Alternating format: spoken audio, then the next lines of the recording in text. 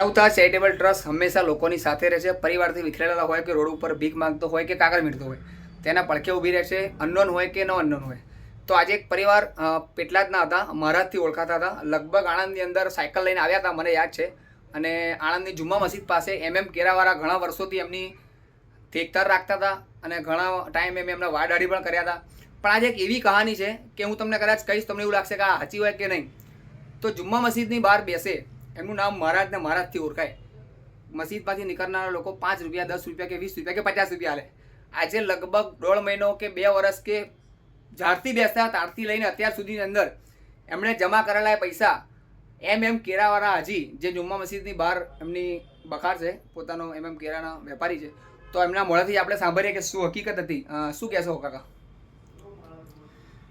હવે ઉપેન્દ્રભાઈ નામ હતું એમનું, મહારાજ ઉપેન્દ્રભાઈ.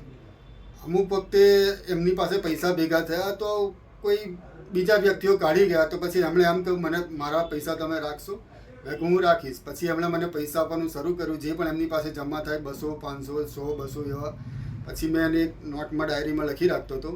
હમણાં 2 દિવસ પહેલાં એમનું એ ગુજરી ગયા અને આજે એમના ભત્રીજ આવ્યા છે.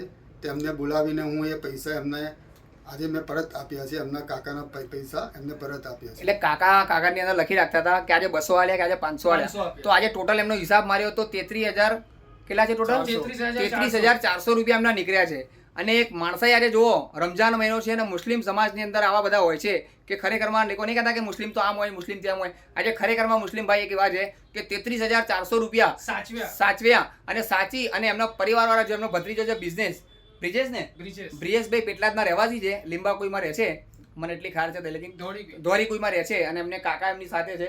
તો બંને જણાને આપણે મેં જ બોલાયા એમને કે તમે આવો અને કાકાના પૈસા અહીંયા આટલા જમા છે. અને એમને પણ કદાચ જાણ હશે, ખબર નહીં, પણ મેં બોલાયા કે ભાઈ આવી રીતના એમને છે. અને હાજી જોડે બી વાતચીત થઈ હતી કે ભાઈ એમના પૈસા છે એટલે આપણે એમને બોલાવીને આપણે એમને આપી દઈએ. તો મેં પણ વાત કરી હતી. તો આજે એમને હાથોહાથ પૈસા આપણે એમને પરત કર્યા છે. અને એમણે આપણાને માનવતા ચેરિટેબલ ટ્રસ્ટની અંદર 50% રકમ દાન કરી છે. કે માનવતા ચેરિટેબલ ટ્રસ્ટે બી એમને સારી ખાતેદારી કરી, એમના વાર કાપી, એમના દવાખાને લઈ ગયા, રાખ્યા. તો એમણે આપણે માનવતા ચેરિટેબલ ટ્રસ્ટની અંદર 15% નહીં 50% એમણે મને દાન કરી છે. તો હું પણ એમનો આભારી છું. અને ખાસ કરીને કેરાવાળા હાજીનો હું ખૂબ ખૂબ આભારી છું કે મારું કામ આજે એ કરી રહ્યા છે. લોકો રોડ ઉપરથી ભૂઈ રહેવાનો પૈસા કાઢી રહ્યા છે અને આજે સાચવ્યા. શું કહેશો ભાઈ, તમારે માણસાઈ કેવી છે? માણસાઈ એટલે બધા કહે છે કે મુસ્લિમ લોકો બધા એવા ખરાબ હોય છે, પણ આ માણસે જે કામ કર્યું છે બહુ સારું જ કર્યું છે. ધન્યવાદ, આભાર એમનો. અને આવા અનેક લોકોનું કામ કરે અને પૈસા સાચવે. અને આ માણસે જે સાચવ્યું છે હિસાબ વાઇઝ, જે ચોપડામાં એક એક પૈસાનો હિસાબ રાખ્યો છે, એવી માણસાઈ કોઈનામાં અત્યારે ના હોય. પણ હમણે જે કામ કર્યું છે એમના માટે રમજાન મહિનામાં જે અમને પૈસા સોંપ્યા છે એ બહુ સારું જ કામ કર્યું છે. અને માલિક એમને સુખી રાખે, બસ એટલું જ કહેવાય. ઓકે, આપ સૌ તેઓનો પણ ખૂબ ખૂબ આભાર, ધન્યવાદ. અને તમારો ચેરિટેબલ ટ્રસ્ટને પણ હું ખૂબ શુભેચ્છાઓ કે આટલું સાચવ્યું, કાકાને સાચવ્યા. અને એમણે જે અમે 50% જે રકમ આપીને જે 50% અમારી સાથે છે એ પણ અમે એમના સારા જ કાર્યમાં વાપરીશું. આભાર તમારો. સાચી હકીકતમાં માણસાઈ છે. હિન્દુ મુસ્લિમની વાતો નથી, ફક્ત ને ફક્ત માણસાઈથી આજે વાત થઈ છે. તો આપ સૌ કોમેન્ટ કરીને મને જણાવશો કે આ કામ કેવું લાગ્યું આપને, અને હાજીને આપ કેવી રીતના ખરેખરમાં બિરદાવો છો. અને જે એમના જે ભત્રીજો છે એમણે પણ આપણને ફોન કરીને વાતચીત કરીને એમને કોઈ બોડી શીખાડી છે. તો હવે એમને પણ આભાર માનીશું કે એમને બોડી શીખાડી. ઘણા લોકો બોડી શીખાડતા નથી. આજે અંતિમ ક્રિયા એમની જે કંઈ થઈ ગઈ ને, જે કંઈ વિધિ કરવાની છે એ પૈસા એક કામ લાગશે. ઓકે, તો આપ સૌ વિડીયોને ખૂબ શેર કરજો. આજે આપણે કશું કેવું છે? રોજ સવારે મારો નાસ્તો આવે, સાથે નાસ્તો. તો મારા ભાગીદાર સૌથી પહેલા ઉપેન્દ્રભાઈ હોય. અમે બંને, હું મારી રોટી ને ચા આ બાજુ લઉં, એક રોટી એમના માટે પણ લાવું.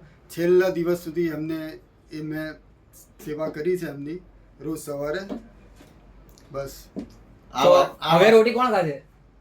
એ મેં એમને દુઃખ પણ થયું છે કે 2 રોટી ઘરેથી લાવતા હતા, 1 રોટી અમને આપતા હતા. દરરોજ સવારમાં નાસ્તો ચા એમની જોડે રાખતા હતા, મને એટલી ખબર છે. તો એમને પણ દુઃખ થયું છે. તો આપ સૌ વિડીયો ખૂબ શેર કરજો અને કામ સારું લાગ્યું હોય તો કોમેન્ટ કરીને જણાવશો.